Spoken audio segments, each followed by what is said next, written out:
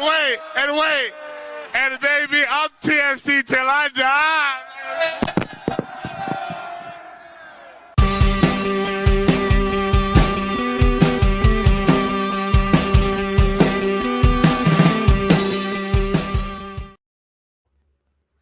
Welcome back to another edition of the Toronto Till I Die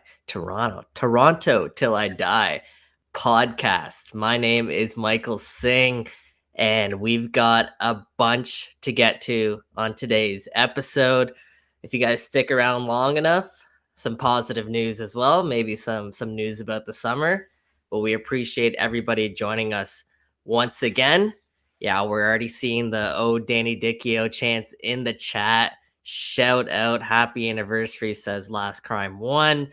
That just means it's a great day to be doing the podcast today. Unfortunately, back-to-back weeks, there's no Mitchell Tierney or Jeffrey P. Nesker on today's edition. Jeff, he says he's not doing it because of the Arsenal-Tottenham game, but I'll leave that up to you guys to decide.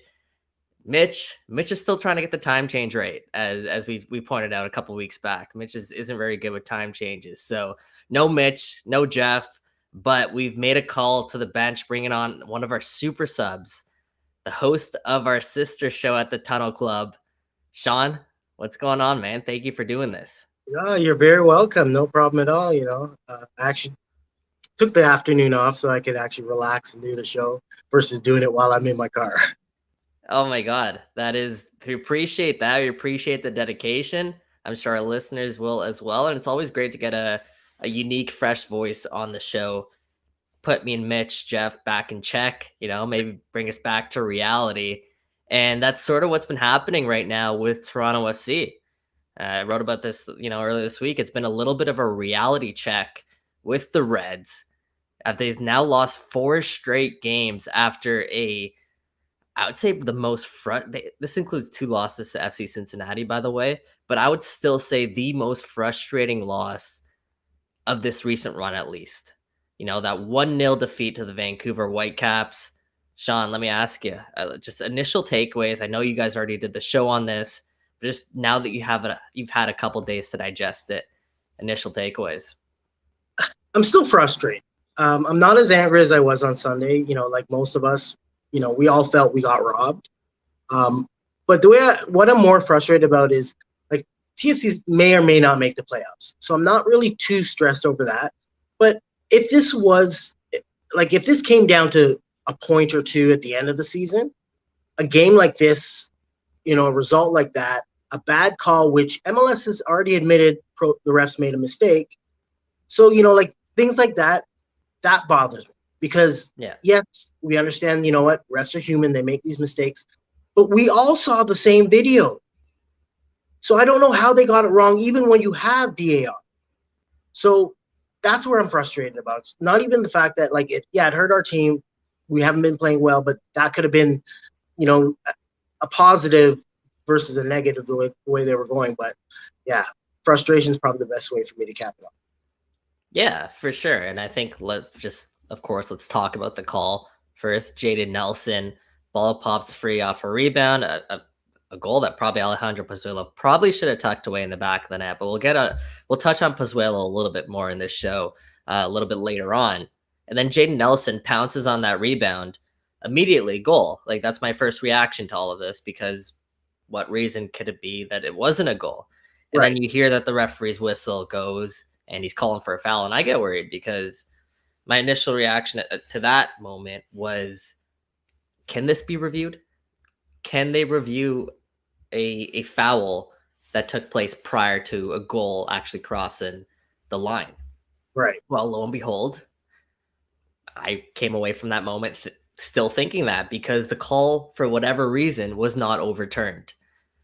Now, we have acknowledgement from Pro. Great article, by the way, by the Toronto Sun, Steve Buffery, getting Bill Manning's comments on the situation, where he acknowledges that Pro made a mistake. Pro acknowledged that to Bill, saying they made a mistake on the goal. It should have been overturned. Now, I had the opportunity to talk to Bob Bradley about this yesterday, get his reaction. So we heard it after the game. but his reaction to sort of what Pro said. And I asked him straight up, like, does that make you feel any better? That Pro acknowledged the fact that they made a mistake. And Bob Bradley is as blunt as it comes. And he's just straight up like, no, like it doesn't make me feel better. And it's not like we get points back because of it. Exactly. So as you pointed out, Sean, if this comes back at the end of the season and TFC missed the playoffs by 2-3 points, we're going to be looking right at this game and being like, it was right there. Yeah. But that wasn't the only reason they lost the game. No. Credit to TFC, actually, before we dive into it a little bit, because they were missing 8 regulars, 8 first-team players for the second time this season. Second time in 5 days. So you have to give them credit for that, for their fight, because I honestly believe they were the better team for the majority of that match. There was a stint in the second half where they were sort of hanging on there, but TFC dictated play at BC Place in Vancouver without many of their key pieces. So I got to commend them for that. But when you look at the chances that they missed, namely the Alejandro Pozuelo penalty, and then conceding in that fashion at that time of the game to our guy, Tosaint Ricketts, shout out, by the way. I mean, we didn't really love to shout him out after that moment, but shout out Tosaint because that was his first MLS goal in almost 2 years. He buries us like that. So, I mean, that leaves a sour taste in your mouth, doesn't it, Sean? Oh, big time. And specifically the pause penalty miss. Me and Mike were tweeting back and forth as the game's going on. And funny enough, I didn't say it to him, but I was like, my gut was like, I don't want Paz to take this penalty. And it was just like, he may bury them 99% of the time, but I just did not feel comfortable with him taking it this time. I personally wanted Jimenez because he's on a hot streak. He's been our best striker or just our best goal scorer. Give him the chance. But I do understand Paz is, his record has earned him the right to take penalties, but he, in my opinion, he shit the bed. Plain and simple. Mm-hmm. Yeah. So for background, what Sean's alluding to, 99% of Paz's penalties. I mean, that's almost accurate, as Paz has never missed a penalty for Toronto FC in his career. And I say never because he technically has one miss in his career. But if you think back to that moment, Sean, do you remember off the top of your head what that miss was? No, I'm gonna put the miss in quotation marks. All right, I'll give it 20 seconds if anyone else in the chat can remember Pozuelo's only miss for Toronto FC. And I'll give a hint. It came, I believe it was against the Vancouver Whitecaps as well. Yes. And yeah, we got some answers that are bang on. I've been saying Piatti, and we got the Piatti disaster, Graham as well. Yeah, everyone knows. So that was when Alejandro Pozuelo decided to be cheeky with his best friend Pablo, put his foot on the ball, laid off, and it obviously did not go quite to plan. I think it was encroachment by Piatti. He left a little bit too early, if I can recall. So that was Pozuelo's only miss heading into that moment. But I was on the same kind of boat as you there, Sean, where I'm like, I don't know if he's going to tuck this away.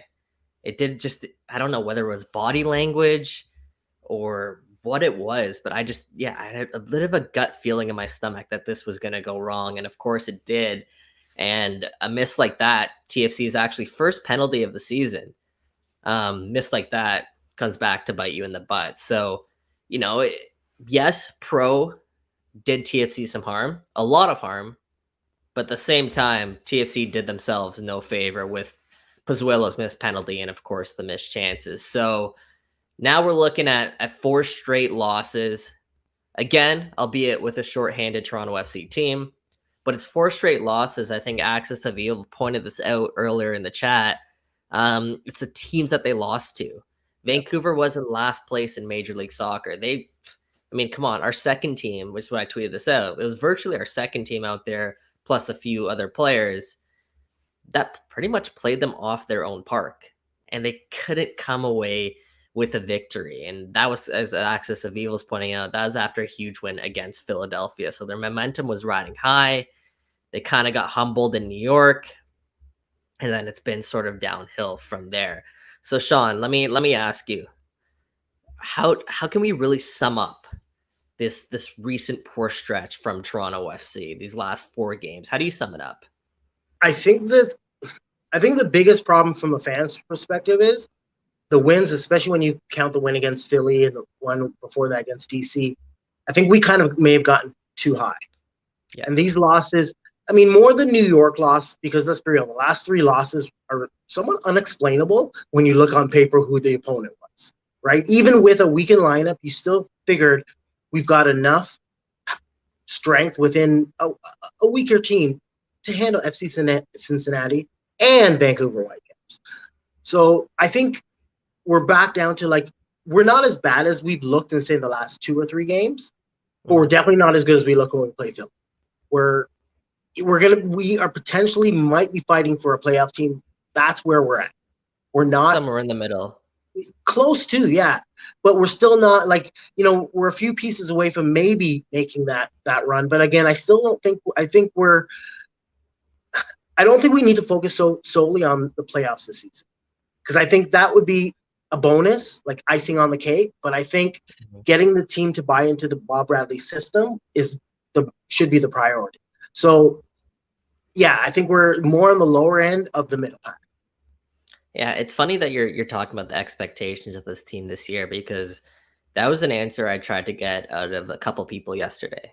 So first I talked to Jacob Schaffelberg, and I asked him how confident, I guess, are you that this team, as currently constructed, and perhaps, with the addition of a few pieces in the summer, how confident are you that they can compete for an MLS Cup this year?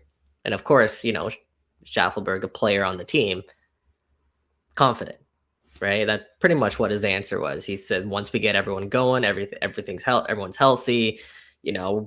We've gone through a really pretty rough stretch. We've been pretty unlucky. Once we start getting some of those bounces, I fully believe that this team can compete for an MLS Cup. And then I posed the same question to Bob Bradley, and he doesn't want to publicly disclose any expectations for this team. He essentially dodged the question and went on a pretty good tangent about how it's hard work, and that's what they're trying to do with all of this hard work. Didn't really say we're going to compete for an MLS Cup this year. I'm confident we're going to do it. Didn't say we're not going to do it, but kind of just is shying away from that expectation. So is that a good move, Sean, in your opinion, that he doesn't have to come out and say this is what we're trying to do? Because we do know that this is going to be a long-term rebuild and a long-term project, but there is still a part of me that feels, with the addition of Lorenzo and a couple other notable pieces, they could potentially be a dark horse here. Potentially, yes. But the bigger concern for me is that how far will they drop between now and end of July, when Insigne is here? Like, that's almost 2 months, over 2 months. In fact, if you're looking time frame from right now, that's a lot. He'll of be points. Here July 2nd. Okay, so basically, just under. But 6 matches. He'll be at the halfway point of the year. Right. So 6 more matches. I mean, they have enough that they can be the kind of team nobody really wants to play in a one-off playoff, right? But are they deep enough to go far? I don't know, right? Even with because I just don't see everybody fully gelling by the end of the season, because I still think there's players that just won't be, that are here right now, that won't be here next year. And for sure. I love Jacob Schaffelberg, but we've seen his struggles on the defensive side, adapting to a new position. It might take him the whole season to adjust and to get there. And that, we've seen the struggles, turn to goals against. And we're already probably the number one in goals against in the league right now. Eastern Conference. Second in the league. But I mean, there's a lot of areas that we need to improve on between now and playoffs. And I don't think it's going to happen all in one season. And I'm not stressed over that. I've come to a point where I'm like, you know what? I'm probably better off just accepting, like, if certain players grow, especially the young guys, I want to really just see the young guys adapt and be ready. that's where I'll be happy. I don't think, because even if we do make the playoffs, I just don't see us as an MLS Cup contender. So I'm kind of okay with Bob not kind of being that, all right, this is what we're going for, because it's almost like he's tempering the expectations that a lot of us have had in the past. We've had this, TFC is a big club, we're always going to be fighting for trophies. Well, we needed to do this rebuild a while back. Let's do it right. And if that means a season of no Canadian Championship finals, no MLS playoffs, I'm okay with that. If that means come next year, we get it all together. Whoa. We still might get the 2020 Canadian Championship final. We still might get that trophy, eh? Yeah, you're right, and that would be great. But we don't let's get healthy right now, so that by that time we have more of a senior roster. Okay, so let me ask you, 1 to 10, how comfortable are you trusting this process? Because it seems like you're pretty content. I have to give him. I'm gonna say 8.5. I would have said a lot higher when we were doing better, but I've come to a realization. I wonder if Bob Bradley has kind of let go of too many pieces too quickly. I understand maybe a lot of them just weren't needed to go, but the recent struggles have just shown areas that I don't think we have anyone in the pipeline that can fill the roles that we've had in the past, like a Mark Delgado. I don't know if we have somebody in the pipeline ready to step in and take over Michael Bradley's role. We have guys that have shown moments, but I don't know if they're really ready. So I'm going to give it. I don't know if he's, like I said, he's gotten the full control. He's made a lot of changes over the offseason.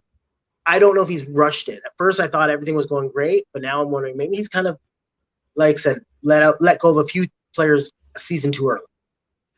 You mentioned an interesting point with Michael Bradley, and I actually don't have this on the rundown, so I'm going to kind of put Sean on the spot here.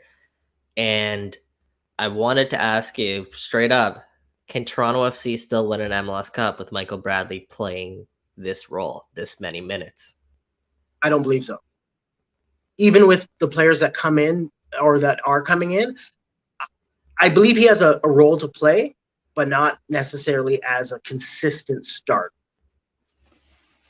There are moments where I feel he'd be better suited coming off the bench, but the reality is we don't have somebody who can step in right now.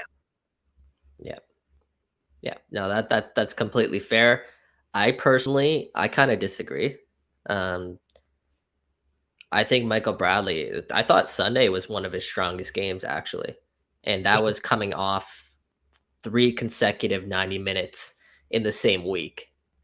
So we talk about, maybe lowering his minutes a bit because he is getting up there in age. For me, he's one of the few players that kind of looks like they're getting stronger as the season is going on. And I don't necessarily, I know people are quick to point the fingers at Bradley, which is kind of understandable at some point because it's very obvious when TFC are defending in transition. He is kind of the guy who kind of gets stuck out and people see him tracking back not as quickly as he used to. But I still think he has it in him to play an important role for Toronto FC as long as he gets more help. Because if you look at the game on Sunday, he's doing that beside 2 guys who don't play central midfield. He's doing that. I mean, that speaks volumes to kind of what he's being asked to do in the center of the park. And yet TFC, for the most part, they're still finding ways to compete in matches. He's doing that in front of a back line that is TFC's second choice black line all across the 4 positions. All those guys that played on Saturday, or was that the game? Sunday. Saturday, yeah. Oh, was it Sunday? Yeah, Sunday. This weekend.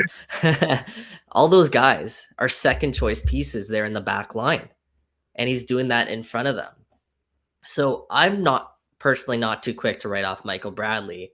But that being said, I take your point because you're not alone in saying that. And there are moments where I'm like, oh my God, like I wish we had someone who was quicker there in that position to kind of make up that ground. But I wonder if they can fill that gap in a different way.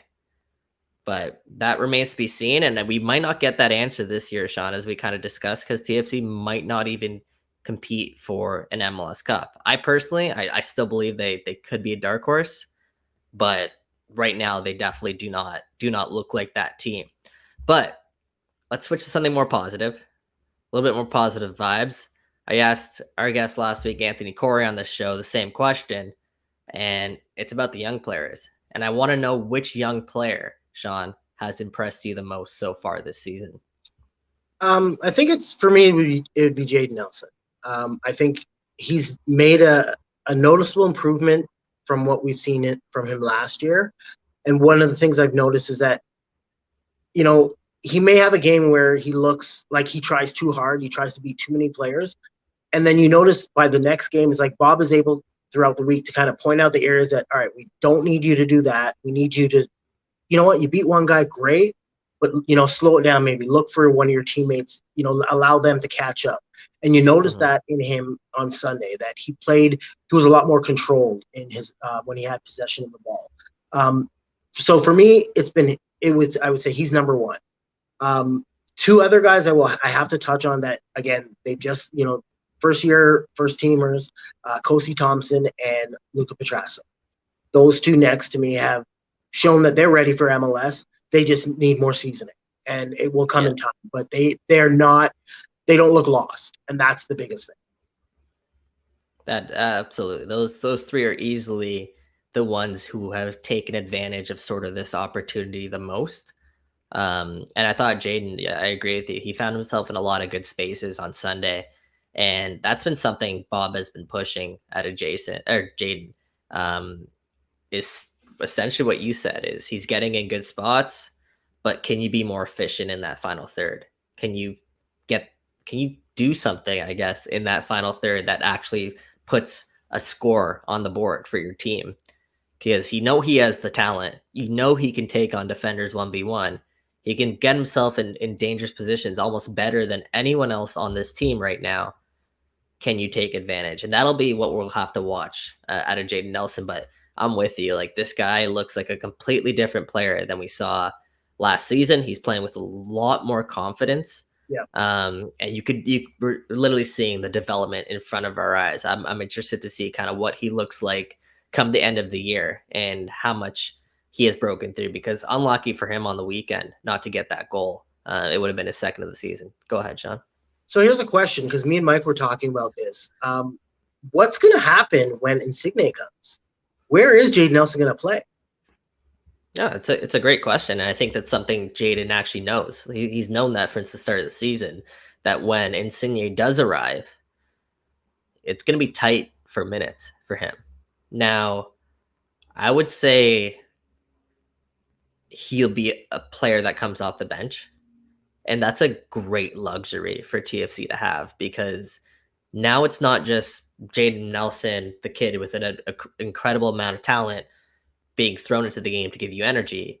Now it's Jayden Nelson, the kid with an incredible amount of talent, who has legitimate MLS minutes under his belt, coming off the bench and trying to make a difference in the match.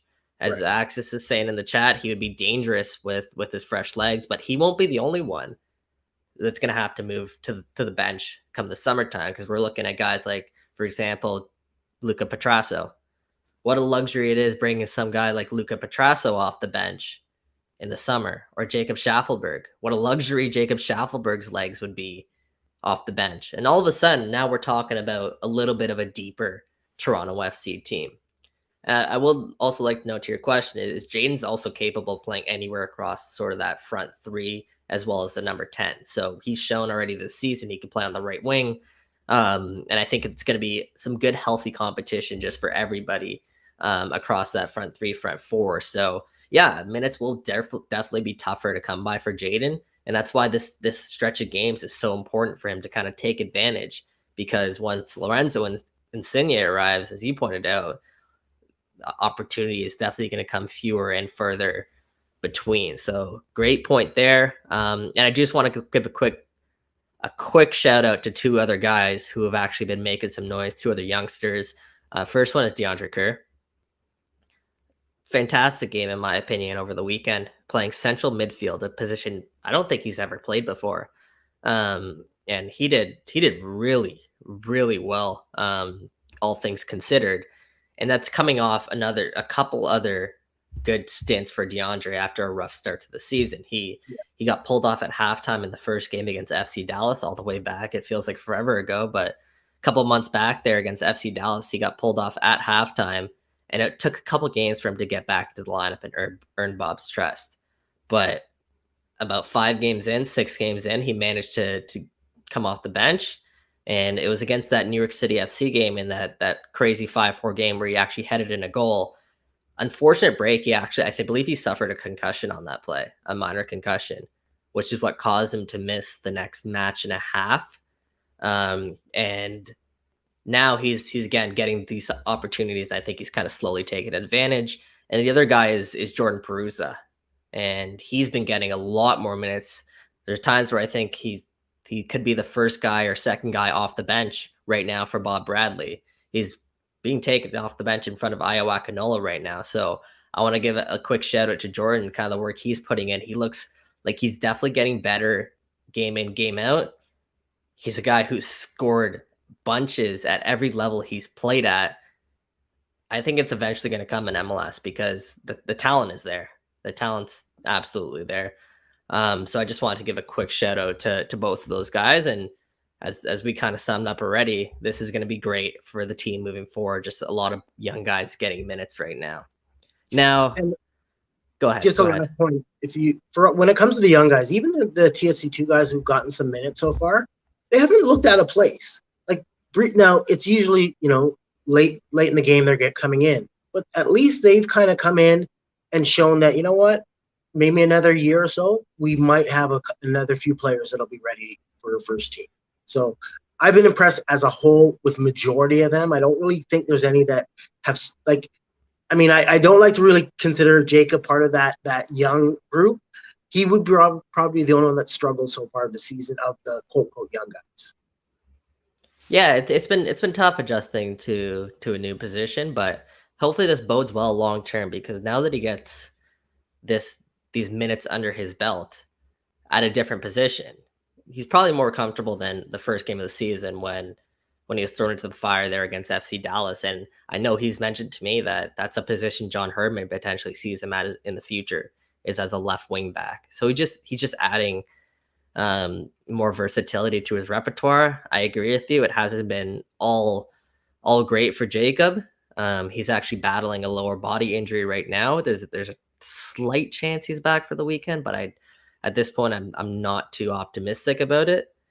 But let's see how he rebounds here, and maybe this time off, stepping away from kind of the chaos, does him some well as he's able to observe the position a little bit better.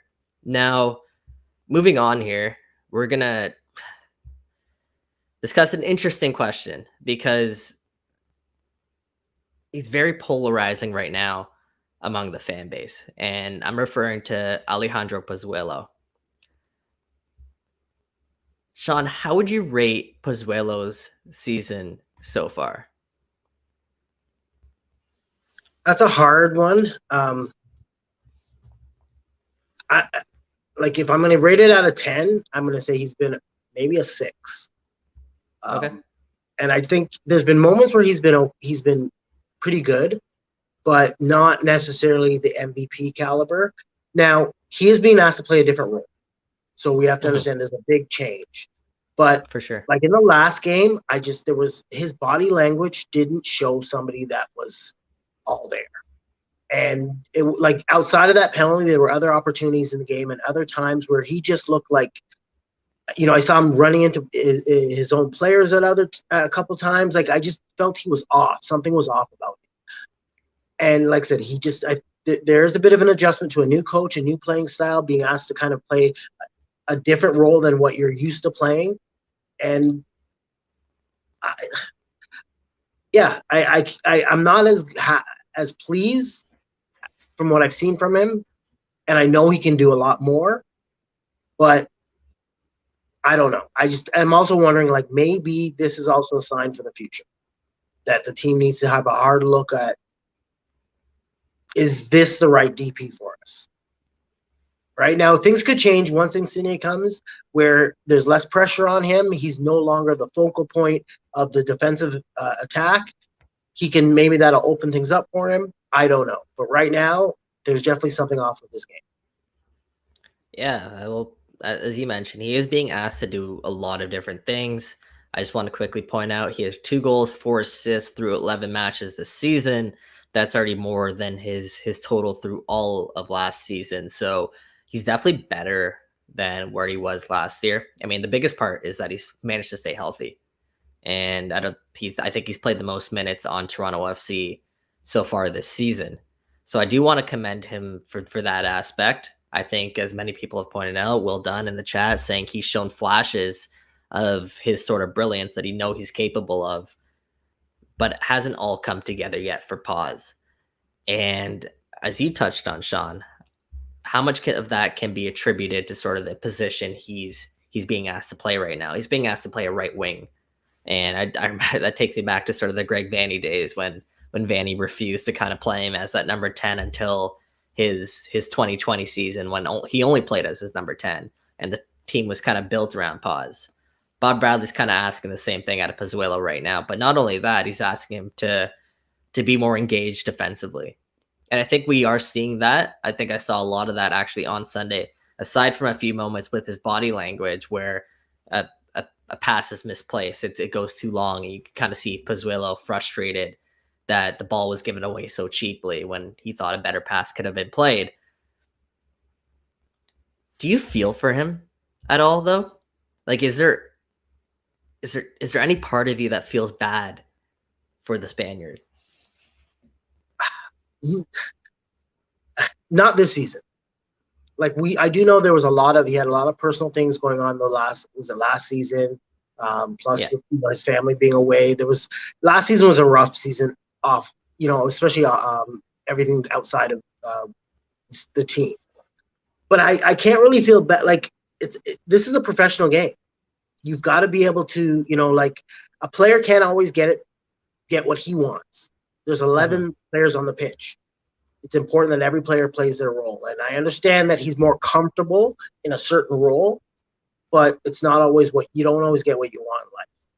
Sometimes you got to be willing to do that, right? And I agree. Defensively, he's definitely bought into that. I mean, there's moments where, he could do better, but that has not been the focal point of his game. So I'm not going to stress over that. But yeah, I do. I can't feel bad. The reason I'm asking is not necessarily because what he's being asked to do, but it's about the players around him. Like, you're asking Pozuelo to link up with Jayden Nelson, Deandre Kerr, anyone else coming off like Luca Petrasso, Caden Chung, Kosi Thompson.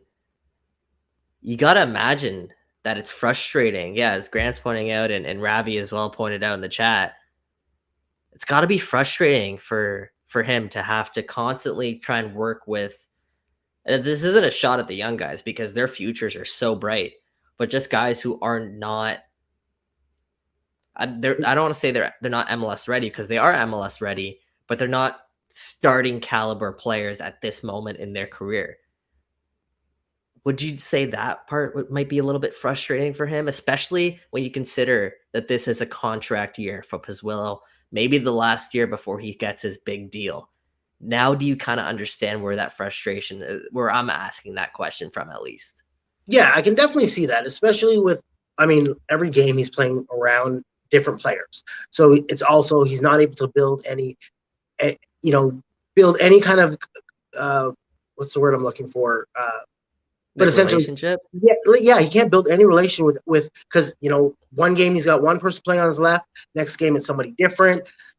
So how can he get used to a player, or how can a player get used to what he is expected of him when literally every week he's playing with somebody different, right? So I definitely can see the frustration and understand that part of it, and that must suck from any, especially when you're an elite player and you kind of. Prior to this year, you at least had certain players that you knew could do certain things, and you didn't have to It was just a little bit more. Started to become more natural with the guys around you.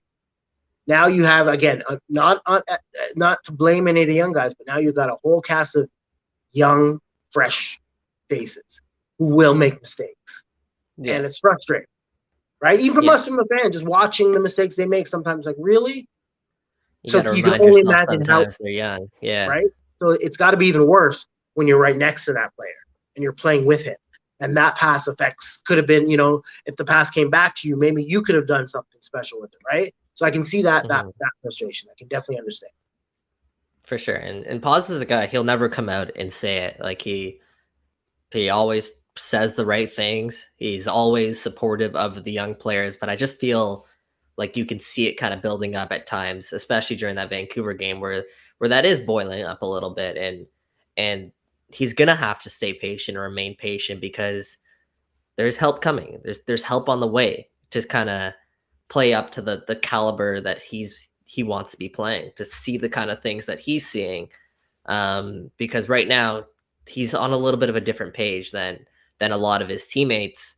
One of the guys is not Jesus Jimenez. They've obviously formed a really good relationship up top there, but they're too isolated at times. And I think that's kind of where the biggest gap is right now between Pozuelo and sort of the rest of the team, is that I feel like they find themselves too isolated sometimes and they're just not on the same page. So I almost think it's a bit unfair to judge Pozuelo through the first 11 matches of the season because of what the task, I guess, of what he's being asked to do here. He's being asked to essentially carry the offense along with Jimenez for this team right now, alongside a bunch of 19-year-olds. And I think that's a little bit unfair for us to judge him through that lens, at least. But I'm going to make you do it anyways, because this is Toronto Till I Die, and that's what we do on this show. So if you had to put your GM hat on right now, Sean, if you were in Bob Bradley's shoes, Bill Manning's shoes, would you re-sign Alejandro Pozuelo? Do I get to choose what type of contract I'm giving him? It's a DP contract. No. If I'm just making the decision right now today, no, I'm not re-signing him to a DP. Now, my answer will most likely change at the end of the season, but again, right now, no. I would be comfortable TAM or whatever, GAM or whatever we can give him, but not DP. Like a Michael Bradley max TAM contract. I'm fine with something like that, because we still have DP money that we can give towards maybe a younger, somebody that we will want to have for a couple DP contracts. Somebody in, maybe we'll go for that young DP that we need to sign versus focusing on guys who have already established. I don't know, but right now, no, I'm not giving it to him. No, that's fair, and I imagine you're certainly not alone in sort of that sentiment, especially because us, a lot of TFC fans, we definitely have PTSD from the Josie Altidore signing at around this age, because Paz is now not on the better side of 30 right now. So who knows what the next couple of years looks like for him. But what I'll say is his class, it's never going to go away. Like, he is a player that I believe is going to age better than others because he's not as reliant on sort of his physical ability. So that's the one thing. Second is, again, what we talked about already, is what will this look like in a couple of months? What kind of player will he look like in a couple of months? But the biggest factor between all of this is, what does Bob Bradley think of Pozuelo? And I get the sense that he's not, I don't want to say he's not a fan of his, but he's not the biggest fan of Pozuelo's. In terms, I'm not sure that Pozuelo is Bob Bradley's type of player. And if he's going to be the guy running the club, then it ultimately comes down to that relationship between the two. And I get the sense that it's not as smooth sailing as maybe one would hope between a designated player and a coach. But if there's a way that TFC can convince Pozuelo to sign an allocated max TM contract, all in, all day, 150,000%. You don't even have to think about it. And you might be onto something there, because Michael Bradley's contract does expire at the end of the season, there goes that allocation money that we've kind of been investing in him. He told me that money is going to be the last thing anybody ever has to worry about when it comes down to his contract discussions moving forward. You know, he doesn't care about money. It's going to be what's the best for the club. Now you have to wonder if there is a way they kind of get that done between Pozuelo and the club. That would be super exciting. I think that would turn TFC into a perennial contender as long as Pozuelo is here, because as I mentioned, I feel like he'll age like a fine wine, just the quality that he has. But again, it's up to Bob Bradley to decide that. Yeah. So let's kind of shift gears a bit and looking at the team now as a whole. You mentioned that they do need help. So, Sean, what positions do you think TFC need to shore up this summer? The problem is I just don't see it all happening this summer, but I still think they need defensive help. I think you need a versatile wing back and another center back, because we've already seen Mavinga's health is going to be a concern moving forward for the rest of the year, I think. O'Neill's played amazing, but we should not have to rely on him playing 90 week in, week out.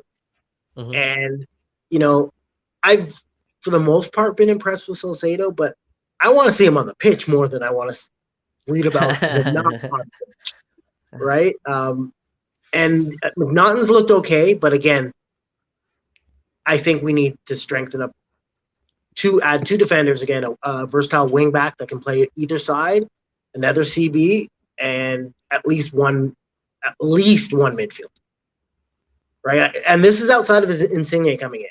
I'm saying we need somebody that can maybe help Michael and relieve some of the be that go-between, so that Michael doesn't have to, isn't turning the ball over, isn't maybe having to push up as high, can focus on more his defensive, helping out the D. But that's where, and maybe one more up front, but I'm not even worrying too much about that, because Akinola may, give him a little bit more time to get 100%. He looks a little out of shape. I think he just needs to kind of, maybe he's just bulked up more. I don't know, but he doesn't look as trim as he was last season. So I wouldn't mind just like give him another couple weeks to kind of really get game ready and game shape. And I think he can be an addition for up front. But for now, I think a mid or two and two Ds. Yeah, I think that you're kind of speaking for the fan base here. Definitely sees a lot of the same things. I said this to Anthony last week, and I'll pose the same question to you. You said a midfielder there. Is there any potential that Noble Okello or Ralph Priso are able to kind of step in and fill that void alongside Osorio, who obviously starts there with Bradley? I don't know.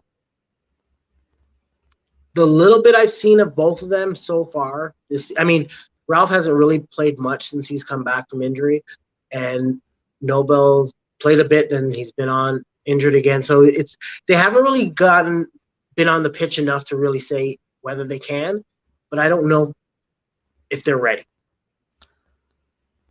Right? What about the Ralph from last season? I was very impressed with the Ralph from last season. I thought the upside on him along Michael Bradley was a great sign. I thought of the young guys, to me, he was the standout last season. Yeah. Right, until he got hurt. But again, we haven't seen him this year, so it's really hard to judge if he can step in. I think there's a lot of expectations that one of these two can do it, or maybe between the two of them, allowing one to get a start one week, then rotating, like it could be something like that. But I kind of want to see somebody with a little bit more flair to their game. Somebody that's going to keep the other team's midfielder and defenders on their toes. Again, who can link up with the Ozo and pause and maybe be a little bit more of a threat. I got you. The reason I asked that, I actually had a really candid conversation today with Ralph Priso. And yeah, it's been a rough stretch for Ralph, obviously dating back all the way to last season. And then, of course, his first start this year, he was only on the pitch for like 3-4 minutes. So it's been tough for him. But this is a guy who, if he hadn't been injured in a meaningless play, he'd be on Canada's radar right now. He said today he probably would have got a call up for the Canadian men's national team. That's how good Ralph Priso was playing last year. So I know him and Bradley actually had a really good connection last year as well. They formed a really good relationship in the middle of the park. So we have to, I think as a fan base, we have to be more patient with a guy like Ralph, and I think we are. I don't think anyone really is writing Ralph Priso off right now, but I think we need to give them the opportunity to see if they can step up, be one of those guys before asking to buy another midfielder, in my opinion, at least. I know I understand what you're saying, because neither Noble or Ralph kind of fits the bill of the player that you're kind of asking for. And I would love to see that kind of player here too. I also do want to give them that opportunity because they are so young, and they've shown, both Ralph and Noble, in my opinion, they've shown they're capable of at least hanging in this league. And in Ralph's case, I think his ceiling is super high. So we'll see how that plays out, and kind of how that midfield plays out. Defense, I guess what I can say is TFC fans should be paying very close attention to Napoli and Genoa this weekend. Did I pronounce that right? Because I had someone in my Twitter mentions telling me I just butcher Genoa's name, so I had to go out and look it up. So hopefully I'm doing a little bit better there. But pay very close attention to that match. We've talked about them a lot on this show, so just keep an eye out for an article I'm gonna drop. But just that's all I'll say there. Is just keep a very close eye on that one. Sunday, big game for Napoli. They're trying to secure that third place ahead of Juventus, while Genoa is 2 points in the danger zone right now. They're in line to be relegated, but one win in their last 2 matches can kind of keep them up. And one of the guys I'm referring to here is Domenico Crescito, who TFC obviously, they had talks with him. They agreed to a deal with him. Then Fabrizio comes out and says Crescito changed his mind. Okay. But keep an eye on that match, TFC fans. I'll leave it at that. Now, moving on. TFC faces HFX Wanderers in the quarterfinal of the Canadian Championship. HFX coming up with a big 2-0 win over Guelph to advance to this quarterfinal matchup. It'll probably be the biggest game that HFX plays in its club history, taking on a team like Toronto FC, and definitely the biggest game they've hosted there in Halifax. And for one Toronto FC player in particular, that's a super special moment. I'm talking about Jacob Schaffelberg, of course. The Halifax native. He's impressed. I mean, he's not impressed, but he's drooling over the opportunity to go back and play at home in front of his home fans. Sean, what do you make of this matchup, and how special do you think that moment will be for a kid like Jacob Schaffelberg? Oh, I'll touch on Jacob first. I think for him, for him, his family, the community, I think it's going to be a dream come true, right? Like, his family's obviously seen him play, but they actually, like, everyone I can imagine is going to be there. Like, everyone who's second, third cousins will be like, I'm coming to that game. Yeah. If they're not, so, like, it's got to be, like, a very proud moment for him, the family, the community, one of their own who fought and, literally came out of nowhere, and all of a sudden he's playing professional soccer, because I don't think too many people in TFC land knew about this Jacob kid prior to, like, literally when they signed. Like, who is this guy? I didn't hear anything about him, right? So I think it's going to be an amazing moment. For the club, it's got to be massive. Like, I'm a big CPL fan, and I have a very, very soft spot for HFX. I'm actually planning a trip out this summer to go watch them play. Maybe you should go on May 24th. If I could, I would. If it wasn't like, that's the only disappointing thing about the Canadian Championship games, that they're midweek, and it makes it hard to, like, last minute. No, Sean, you don't have a life. Come on. I know. You don't have a life you got to do. I wish it was that simple, but yeah, no, I'm gonna be watching for sure. Like, I'll take off as soon as I can from work, come straight home, and sit back. And whether TFC wins or not, I'm gonna be happy. Just the fact that, like, Halifax finally gets to play a big club like TFC. Their fans get to experience, like, their fans are great. Watching the way they support that team, the way they're loud I think that even TFC will have an appreciation for a place like Halifax, and I think all the players will appreciate playing in that pitch and appreciate the environment, the fan base, and I think for both clubs it'll be beneficial. So, I'll put you on the spot here. Give me a score prediction. 3-1 Toronto. 3-1 Toronto. This is a Toronto FC side that doesn't have a road win since last July. Yeah. I gotta go do it on the road. We all know they should have had one already. TFC 2 should have won this Sunday, but you're assuming you're going to have, majority of the guys back. Ozo should be back. Salcedo's off of Shaft should be back. He'll do whatever he can to make sure he's playing. So we all anticipate. So I think it'll be a good game. You'll have Akinola probably by that point will be ready to, maybe he'll get a start, right? That'll be a game where you give a young Canadian like him or Jordan Perusa the start. Caden Chung, Lucas McNaughton. Yeah, for them, they're going to be, hungry to get out there and show them that, they earn their TFC deals, right? And I think there's going to be, there has to be one or two guys on HFX that want to show that, yeah, you guys are the big club, but we can play with you. Aiden Daniels. He just scored a nice one against Guelph. So, he'll be hungry to show TFC that maybe they gave up on him too quickly. For sure. And that's what the beauty of the CPL is you can see every year they're kind of taking strides forward, taking steps forward.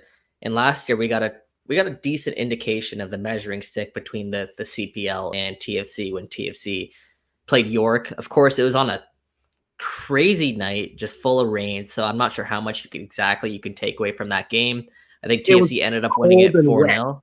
Cold and wet. Yeah, best way to describe it. And probably could get blown over if you're just walking because the wind was so strong that night. TFC won 4-0, but it's probably a game they could have made a little bit uglier. And then they had the Pacific game, and I believe that finished 2-1 with Pacific making a late push for that comeback. But again, I think that's a TFC team that dominated the majority of that match. Agreed. HFX isn't the best team in the Canadian Premier League, but I want to see how they measure up now to a TFC team. I still think TFC should blow them out of the park, especially this version of TFC, which I think is the best version of TFC in over a year. So I want to see kind of where they measure up, where they stack up. But this is the beauty of these types of games. We never used to be able to have these types of games. And now with the infrastructure of the Canadian Premier League, we can now see them in a tournament like the Canadian Championship. So it's going to be a pretty special night down there in Halifax, and it's a pretty special night for Jacob Schaffelberg. I keep plugging my pieces, but of course I'm going to have to do this piece because I had a really good conversation with Jacob. I believe it was yesterday. We had a really good conversation about what this moment kind of means to him, and he essentially said he doesn't think there's anything cooler that he can think of that would sort of top this moment. He said it's the coolest thing ever for him. So I'll be putting that out a little bit closer to the game. Finally, Sean, appreciate your time, but let's wrap up on one more topic, and we're going to shift gears a bit. We're going to go to Canada soccer, and the Canadian men's national team today confirming that they have set up a friendly with Iran at BC Place in Vancouver on June the 5th. that's the first game of 3 in that window. They'll also play Curacao on the 9th before heading to Honduras and playing them on the 13th. So first, let's start with the Iran game. What's your reaction? What are your thoughts on the opponent? Do you think that Canada get a good job here getting Iran? It's hard to say, I guess, because I've seen some people say that, I guess it's kind of a measuring stick somewhat for what they'll face when they play Morocco. Morocco, right.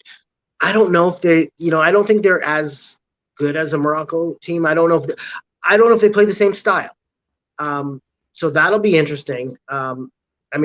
Since last week we started to see those rumors of that game. All the rumors were pointing in Toronto, which didn't make any sense.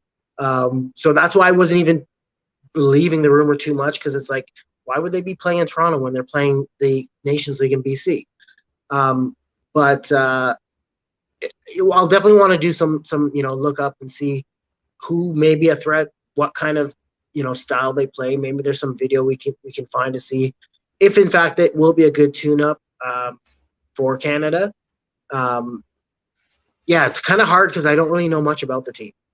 Yeah, I don't think anyone really knows too much about Iran. I don't know if many people can name more than 2 or 3 players on the Iran national team, but they're ranked 21st in the world. And interestingly enough, they're in USA's group alongside England and potentially Wales, Scotland, or Ukraine. That's the 4th team. We're still waiting to see how that unfolds, obviously. And on the other hand, the US, they're playing Morocco in a friendly. And I forget who it was. It might have been Oliver Platt who pointed this out. Greg and John have been really close throughout this whole process. They've actually exchanged notes on teams and whatnot. So I wonder if there's any bit of gamesmanship here between the two sides saying, okay, we'll get the rundown here on Iran for you. You give us the rundown on Morocco. And maybe that way we can get a little bit of an advantage. But second to that is also Iran they're ahead of Canada right now in the FIFA World Rankings. They're a team that always plays in the World Cup for the most part. They're experienced. I believe that the number 1 ranked side in Asia there.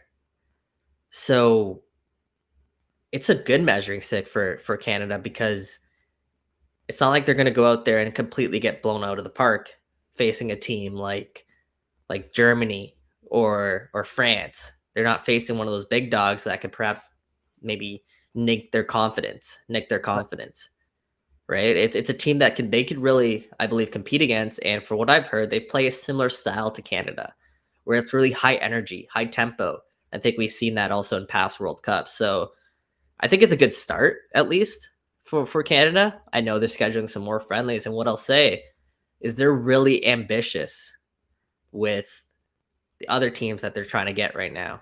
Ambitious with a couple teams in South America, I've heard that they're trying to land a friendly with. So stay tuned for some more men's national team friendly news.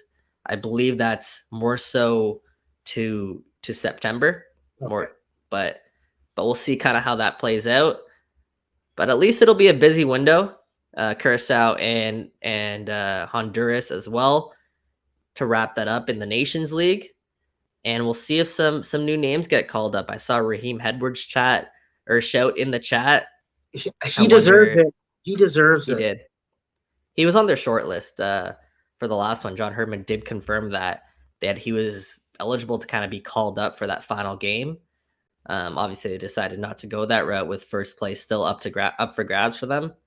But he was definitely on that short list, and I'm sure there's a lot of other people who are on the fringe of that could see a call up come June. Another one of those guys, Jaquil Marcheruti, potentially, but it sounds like he's going to be not fit to play those games. So I know he was on the radar. It's unfortunate that he picked up this injury, but he should be back before Lorenzo Insigne arrives, which of course will be July 2nd. But anyways, Sean, man, you took the afternoon off work for this. I can't say how much I appreciated it. I know our chat appreciates it. You absolutely fantastic job as the co-host. And as always, make sure you guys go check out the Tunnel Club post game. Mike Newell and Sean here do a fantastic job there recapping, getting sort of the raw reaction after the matches. I know they let a few listeners as well chime in, so make sure you guys check that out on Twitter Spaces. It's also put up as a podcast on our platform as well. Sean, any parting words from you? Well, I just want to thank everyone for joining in. I saw one post. I appreciate the love. I'll come back anytime you guys need me or if I'm available. Yeah, check out the Tunnel Club. Check out. We'll be back this Sunday. So yeah, home games we always do it day after. Away games we do it 30 to 35. That's because they're too hammered. They're too hammered to do one coherently. There's a bit of that might be part of it. And, Mike's not always there, so we kind of like so. No, I appreciate you, Sean. And as always, for your listeners here, be sure to subscribe and rate the podcast. It obviously helps so much. Make sure if you guys haven't already, go follow Toronto Till I Die on Twitter. We're independent now. No more Waking the Red Weekly. It's Toronto Till I Die. And hopefully next week we get some of the boys back because we're calling to our bench. But like Toronto FC, we need our starters out here sometimes, guys. So hopefully we get some of you guys back. But for now, we'll see you guys next week. Cheers. And wait, and baby, I'm TFC till I die.